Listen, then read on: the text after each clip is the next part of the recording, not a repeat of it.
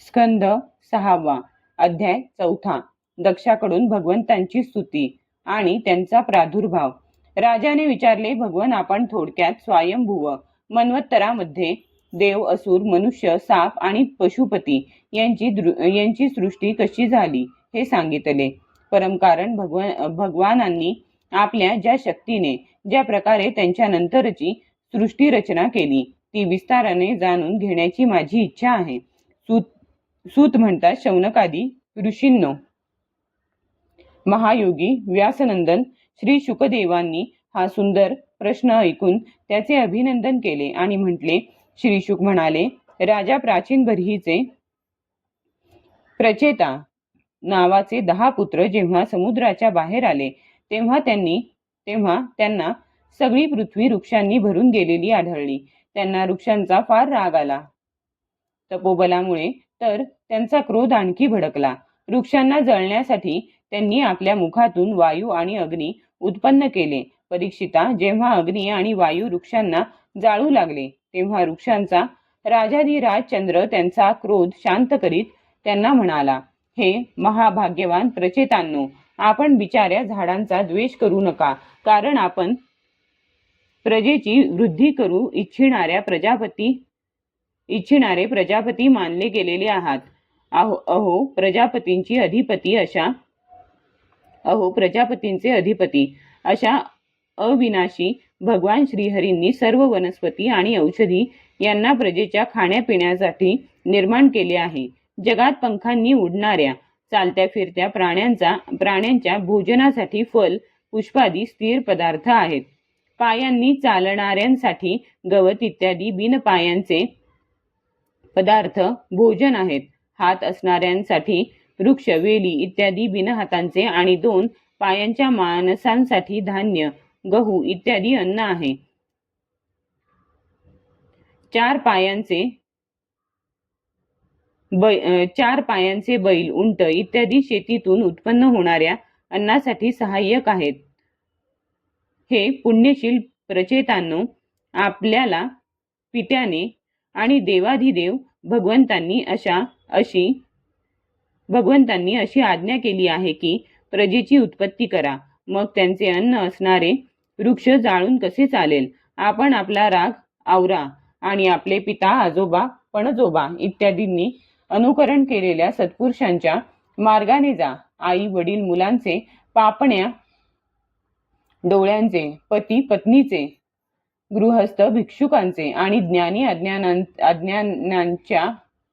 अज्ञान्यांचे हितचिंतक व रक्षण करणारे असतात. सर्व प्राण्यांच्या शरीरांमध्ये भगवान श्रीहरी आत्म्याच्या रूपाने राहतात. म्हणून आपण सर्वांना भगवंतांचे निवासस्थान समजा आणि असे कराल तर भगवंतांनाच प्रसन्न कराल. जो मनुष्य अकस्मात उत्पन्न झालेल्या भयंकर क्रोधाला आत्मविचाराने शांत करतो तोच तिन्ही गुणांवर विजय मिळवतो.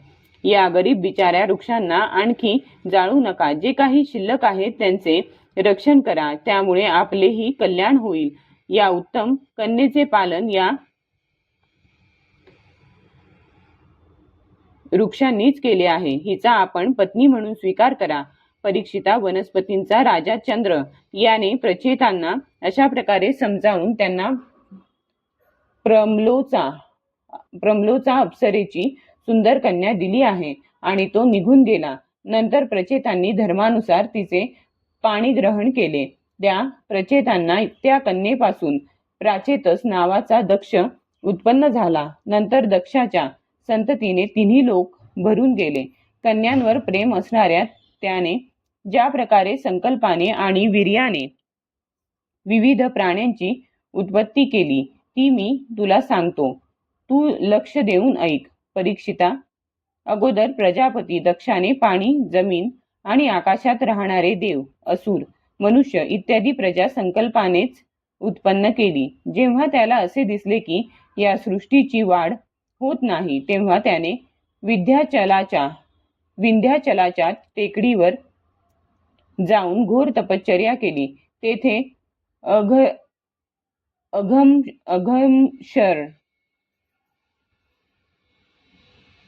अघमर्षण तेथे अघमर्षण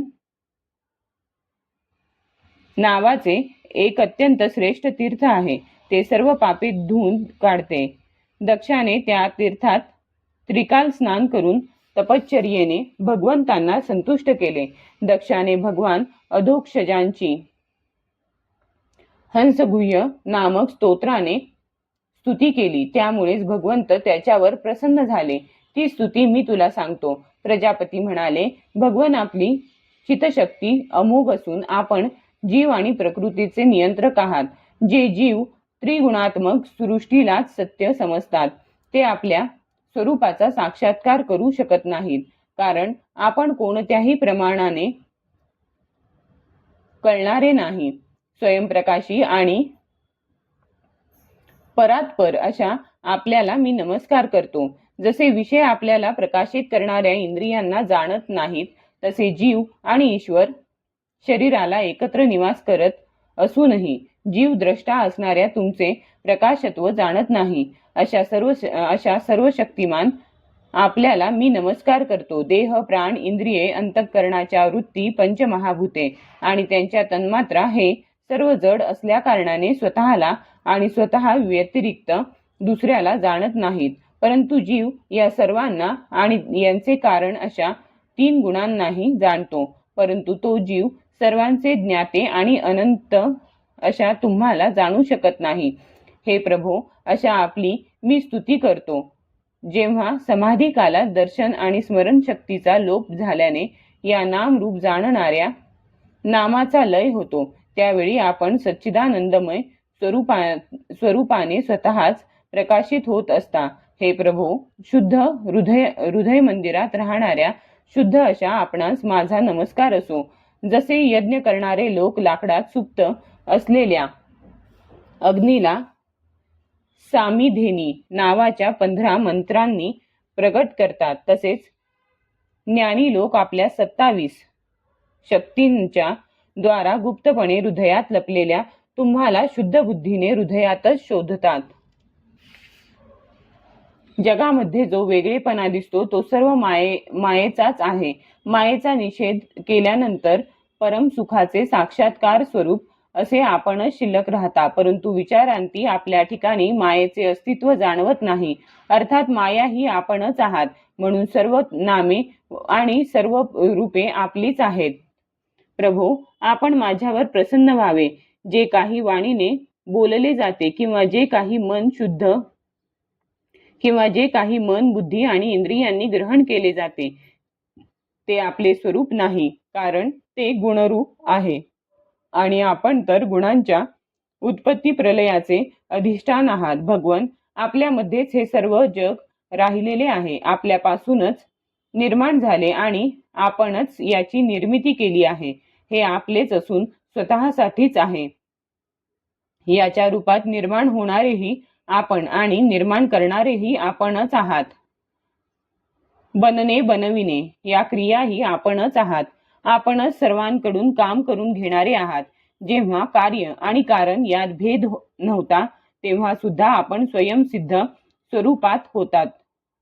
आपण जीव जगतातील भेद आणि स्वगत भेद यापेक्षा सर्वथा वेगळे असे एक अद्वितीय ब्रह्म आहात.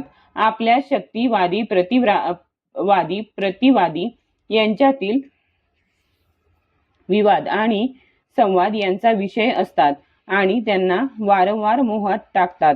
अनंत गुणांनी युक्त सर्वव्यापी अशा आपणाला नमस्कार असो. योगवादी उपासक म्हणतात की आमचे प्रभू साकार आहेत आणि सांख्यवादी ज्ञानी म्हणतात की भगवंत निराकार आहेत. अशा प्रकारे ते जर एकाच वस्तूच्या 2 परस्पर विरोधी धर्मांचे वर्णन करत असले तरी सुद्धा त्यांमध्ये विरोध नाही, कारण ते दोन्हीही धर्म एकाच वस्तूचे आहेत. ती वस्तू म्हणजे आहे नाहीचा विरोध नसलेले परब्रह्म आपण आहात. आपण नामरूपरहित भगवान अनंत आहात. तरी सुद्धा जे आपल्या चरणकमलांचे भजन करतात त्यांच्यावर अनुग्रह करण्यासाठी आपण अनेक रूपांमध्ये प्रगट होऊन अनेक लीला करता आणि त्या रूपांना व लीलांना अनुसरून अनेक नावे धारण करता, अशा आपण माझ्यावर कृपा करावी. सुगंध वाहून नेणारा वारा सुगंधित झाल्यासारखा वाटतो, परंतु वास्तविक तो सुगंधित नसतो. त्याप्रमाणे आपण सर्वांच्या हृदयात राहून त्यांच्या सामान्य भावनेनुसार भिन्न भिन्न देवतांच्या रूपात प्रतीत होत असता. अशा प्रभूंनी माझी अभिलाषा पूर्ण करावी. श्री शुकाचार्य म्हणाले, परीक्षिता, विंध्याचलाच्या त्या अघमर्षण तीर्थावर जेव्हा प्रजापती दक्षाने अशी स्तुती केली, तेव्हा भक्तवत्सल भगवान त्यांच्या समोर प्रगट झाले. त्यावेळी भगवंतांनी गरुडाच्या खांद्यावर चरण ठेवले होते. त्यांचे विशाल आणि दीर्घ असे 8 हात होते. त्यात त्यांनी चक्र, शंख, तलवार, ढाल, बाण, धनुष्य, पाश आणि गदा ही आयुधे धारण केली होती. पावसाळ्यातील मेघाप्रमाणे असणाऱ्या श्यामल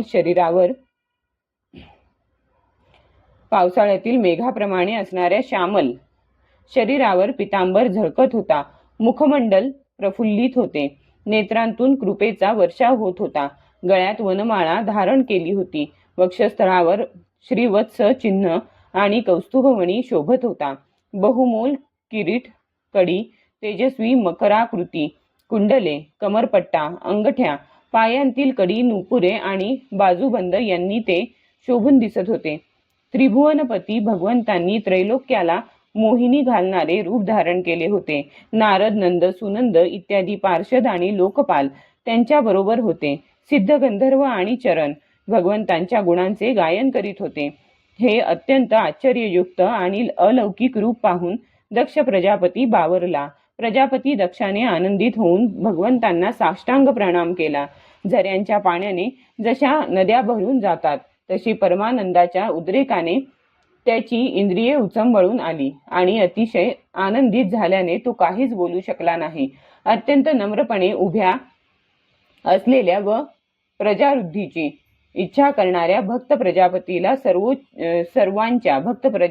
सर्वांच्या हृदयातील जाणणारे भगवान म्हणाले, श्री भगवान म्हणाले, महाभाग्यवान दक्षा, तपश्चर्येने तू सिद्ध झाला आहेस.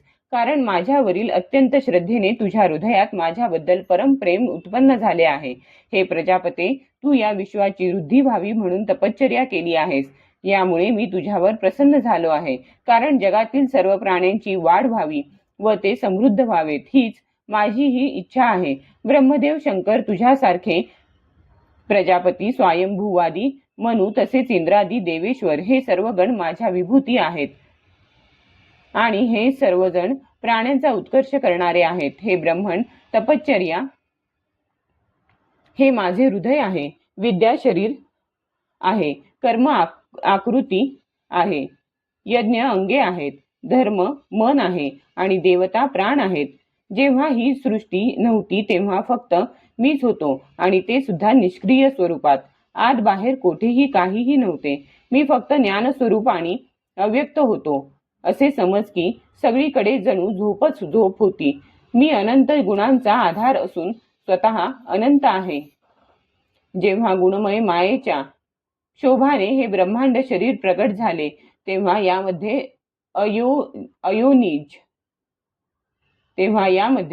अयोनिज आदिपुरुष ब्रह्मदेव उत्पन्न झाला. जेव्हा मी त्याच्यामध्ये शक्ती आणि चेतनेचा संचार केला, तेव्हा ब्रह्मदेव सृष्टी निर्माण करण्यासाठी उद्युक्त झाला. परंतु त्याला आपण सृष्टी निर्माण कार्यात असमर्थ आहोत असे वाटले. जेव्हा मी त्याला आज्ञा केली की तप कर, तेव्हा त्याने घोर तपश्चर्या केली आणि त्या तपश्चर्येच्या प्रभावाने सर्वप्रथम तुम्हा 9 प्रजापतींची उत्पत्ती केली. प्रिय दक्षा ही पंचजन प्रजापतीची कन्या असिकनी आहे.